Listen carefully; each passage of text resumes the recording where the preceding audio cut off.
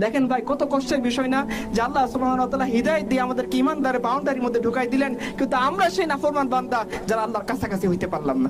আল্লাহর দোয়ার পর্যন্ত তো আসলাম, কিন্তু আল্লাহর প্রিয় বান্দাদের তালিকা নিজেদের নাম লেখায় নিতে পারলাম না। কত আফসোস আমাদের জন্য, কত আফসোস আমাদের জন্য যে আল্লাহ সুবহানাহু ওয়া তাআলা আমাদেরকে সিলেক্ট করলেন হাজারো বান্দাদের মধ্যে। একটা পরিসংখ্যান নেন, এখন ওয়ার্ল্ডে কতগুলো মানুষ আছে বলেন তো দেখি।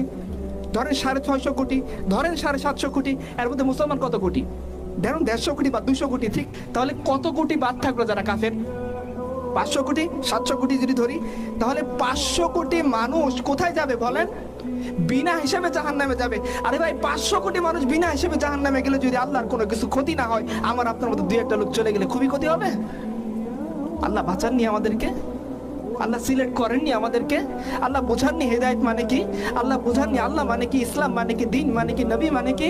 তাহলে এত কিছু বোঝানোর পরেও যদি আমরা সে আল্লাহর দিকে ফিরে না আসি, আল্লাহর জন্য কাজ না করি, আমাদের চোখের সামনে যদি সেই আল্লাহ দিন, আমাদের চোখের সামনে যদি আমাদের নবীজির দিন, আমাদের চোখের সামনে আবু বকর, উমর, উসমানের রক্তমাখা দিন যদি জমিন থেকে মিটে যায়, আর আমরা যদি এই মুখ নিয়ে আল্লাহর সামনে সাক্ষাৎ করি, আবার যদি দাবি করি যে আল্লাহ তুমি যে হিদায়াত দিয়েছিলা, আল্লাহ যদি জিজ্ঞাসা করেন যে হিদায়াত পাওয়ার পর তুমি কি কাজ করেছিলে, আমাকে জিজ্ঞাসা করা হবে না? কিয়ামতের দিন নবী সাল্লাল্লাহু আলাইহি ওয়াসাল্লাম বলেছেন আল্লাহ সুবহানাহু ওয়া তাআলা 5টা প্রশ্ন করবেন, এই প্রশ্নের উত্তর দেওয়া ব্যতীত কাউকে এক পা নড়তে দেওয়া হবে না। তার মধ্যে একটা প্রশ্ন স্পেশালি করা হবে, যেটা আমার আপনার জন্য, যে আল্লাহ সুবহানাহু ওয়া তাআলা বলবেন, হে যুবক, তোমাকে যৌবন কাল দেওয়া হয়েছিল, তুমি সেটা কোন কাজে কাটাইছো?